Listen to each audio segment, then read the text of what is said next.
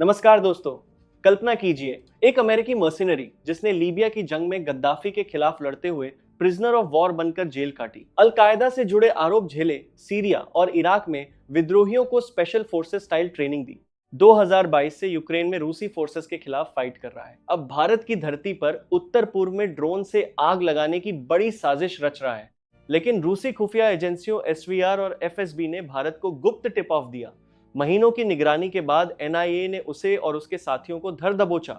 ये कोई Hollywood thriller नहीं, बल्कि 13 मार्च 2026 की सच्ची घटना है, जो आज पूरी दुनिया में सुर्खियां बटोर रही है। दोस्तों, आज की ये कहानी सिर्फ जासूसी या आतंक की नहीं, ये आधुनिक युद्ध कला, खुफिया युद्ध और असली धन की कहानी है। क्योंकि जैसी पुरानी कहावत है, सुरक्षा से ही समृद्धि आती है और समृद्धि से ही सुरक्षा मजबूत होती है। जब सीमाएं सुरक्षित होंगी, तभी विदेशी निवेश आएगा, रक्षा इंडस्ट्री फलेगी, फूलेगी और हमारी अर्थव्यवस्था चमकेगी। अगर आप भारत की सुरक्षा और धन समृद्धि के सच्चे सिपाही हैं, तो इस वीडियो को अंत तक जरूर देखें। अभी लाइक बटन दबा दें, चैनल सब्सक्राइब करें और बेल आइकन ऑन कर लें, ताकि ऐसी गहरी कहानियां सबसे पहले आपको मिले। चलिए पूरी डिटेल में उतरते हैं। इस पूरी साजिश का मास्टरमाइंड है मैथ्यू एरन वानाडाइक। 46 साल का अमेरिकी नागरिक, बाल्टीमोर का रहने वाला, जॉर्जटाउन यूनिवर्सिटी से पढ़ाई की। खुद को documentary film maker, journalist, security analyst और फ्रीडम फाइटर बताता है, लेकिन हकीकत में एक प्रोफेशनल मर्सिनरी और फॉरेन फाइटर है। 2011 में लीबिया सिविल वॉर के दौरान गद्दाफी विरोधी ताकतों के साथ लड़ा, वहां कैद हुआ, प्रिजनर ऑफ वॉर बना, फिर रिहा हुआ। उसके बाद sons of liberty international SOLI नाम का नॉन प्रॉफिट संगठन फाउंड किया, जो दुनिया भर के कन्फ्लिक्ट जोन्स में मिलिट्री ट्रेनिंग देता है। फिलीपींस में आतंकवादियों के खिलाफ, वेनेजुएला में ऑपरेशन ऑरोरा जैसे कवरेट ऑपरेशंस, सीरिया, इराक में इस्लामिक ग्रुप्स को सपोर्ट और 2022 से यूक्रेन में रूसी सेना के खिलाफ फाइटिंग। निया की जांच में उसके फोन, लैपटॉप और सोशल मीडिया से कई वीडियो और पोस्ट्स रिकवर हुए हैं, जहां वो वेनेजुएला, ईरान और म्यांमार में विद्रोह के लिए मर्सिनरीज भर्ती कर रहा था। कुछ रिपोर्ट्स में उसके CIA से अनौपचारिक कनेक्शन का जिक्र है। हालांकि अमेरिकी सरकार इसे पूरी तरह नकार रही है। जैसी कहावत है, एक अनार 100 बीमार। ये एक शख्स कई देशों में अशांति और विद्रोह की आग भड़का रहा था। मार्च 2026 में मैथ्यू वांडाइक और उसके 6 यूक्रेनी साथी, हुर्बा पेट्रो, तारा स्लिवियाक, इवान सुखमानोवस्की, मारियन स्टेफनकिव, माक्सिम होनाचारुक और विक्टर कामिंस्की टूरिस्ट वीजा पर भारत आए। लेकिन इनका मकसद घूमना फिरना नहीं था। ये लोग मिजोरम के रिस्ट्रिक्टेड एरिया में बिना रिस्ट्रिक्टेड एरिया परमिट राप के घुसे, फिर अवैध रूप से म्यांमार बॉर्डर क्रॉस किया। वहां एथनिक आर्म्ड ग्रुप्स EAGs को ड्रोन वॉरफेयर की ट्रेनिंग देनी थी। ड्रोन असेंबल करना, उड़ाना, जामिंग टेक्नोलॉजी सिखाना, हथियार हैंडलिंग और आधुनिक गोरिल्ला टैक्टिक्स। NIA के मुताबिक ये ग्रुप्स म्यांमार की मिलिट्री जंटा के खिलाफ लड़ रहे हैं, लेकिन इनकी गतिविधियां भारत के उत्तर पूर्वी राज्यों में भी फैल सकती थीं। कुछ बैन इंडियन इंसर्जेंट ग्रुप से इनके लिंक मिले हैं। हथियार supply, logistic support, drone smuggling. Europe से बड़े कंसाइनमेंट में ड्रोन इंपोर्ट कर मिजोरम के रास्ते म्यांमार पहुंचा रहे थे। AK-47 जैसी डीलिंग भी शामिल थी। जांच में पता चुकी है कि 2024 से ये लोग कई बार भारत आ चुके थे, ट्रेनिंग सेशन कर चुके थे। कुल 14 यूक्रेनियंस अलग अलग डेट्स पर आए थे, लेकिन अभी 6 पकड़े गए हैं। NIA को शक है कि एनी में स्लीपर सेल्स और लोकल सपोर्टर्स भी शामिल हो सकते हैं।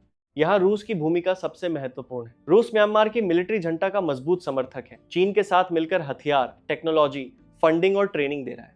वांडाइक और उसके साथी विद्रोहियों को ट्रेनिंग देकर उस व्यवस्था को कमजोर कर रहे थे जो रूस के स्ट्रेटेजिक इंटरेस्ट के खिलाफ था। इसलिए रूसी SVR और FSB ने भारत को डिटेल गुप्त जानकारी दी। इन विदेशियों की मूवमेंट्स, ड्रोन ट्रेनिंग, भारत से म्यांमार क्रॉसिंग और भारत की सुरक्षा पर खतरा। हिंदुस्तान टाइम्स, रिपब्लिक वर्ल्ड और ऑप इंडिया जैसी रिपोर्ट्स में ये टिप ऑफ कंफर्म है। इस जानकारी पर NIA ने कम से कम 3 महीने तक उत्तर पूर्व में निगरानी की। 13 मार्च 2026 को बड़ा एक्शन। वांडाइक को कोलकाता एयरपोर्ट से, 3 यूक्रेनियंस को दिल्ली से और 3 को लखनऊ से गिरफ्तार किया। 16 मार्च को पटियाला हाउस कोर्ट ने UAPA की धारा 18 criminal conspiracy to commit terrorist act के तहत 11 दिन की निया कस्टडी दी 27 मार्च तक। अभी कॉन्स्पिरेसी कमिट टेररिस्ट एक्ट के तहत आरवासी के पार इकसार जांच जारी है।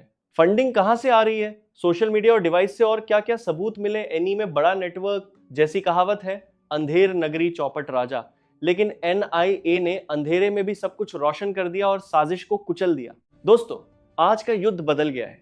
ड्रोन अब कोई खिलौना नहीं। एक छोटा UAV पूरे इलाके को तबाह कर सकता है। जामिंग से दुश्मन के कम्युनिकेशन काट सकता है। लेकिन भारत की NIA ने समय रहते इस अंतरराष्ट्रीय साजिश को नाकाम कर दिया। रूस ने सच्ची दोस्ती निभाई। अमेरिका ने सिर्फ अवेयर ऑफ द सिचुएशन होने की बात कही है, यूक्रेन ने कहा है कि वो स्थिति पर नजर रख रहा है और सहयोग करेगा, लेकिन कोई मजबूत स्टैंड नहीं लिया।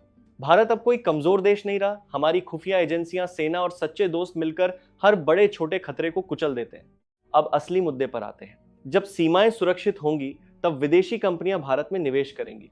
रक्षा सेक्टर में DRDO, HAL, Bharat dynamics, Tata advance systems जैसी कंपनियां drone, anti drone jamming technology, missile systems बनाएंगी। मेक इन इंडिया के तहत निर्यात बढ़ेगा, अरबों का बिजनेस। अर्थव्यवस्था मजबूत होगी, जॉब्स आएंगी, युवा सशक्त होंगे। यही है असली धन कमाने का रास्ता। पहले युद्ध कला और खुफिया ताकत से सुरक्षा, फिर सुरक्षा से समृद्धि। यह गिरफ्तारी सिर्फ 7 लोगों की नहीं, ये भारत की मजबूत इच्छा शक्ति, खुफिया क्षमता और वैश्विक दोस्ती का प्रतीक है। दोस्तों, अगर आपको यह गहरा विश्लेषण पसंद आया तो तुरंत वीडियो को लाइक करें दोस्तों, और ग्रुप्स में शेयर जरूर करें। कमेंट बॉक्स में लिखें भारत माता की जय, भारत रूस दोस्ती अमर रहे, और चैनल को सब्सक्राइब करके बेल आइकन दबा दें ताकि अगली ऐसी बड़ी खबर और युद्ध कलाधन की कहानी सबसे पहले आपको मिले। भारत माता की जय। जय हिंद। धन्यवाद।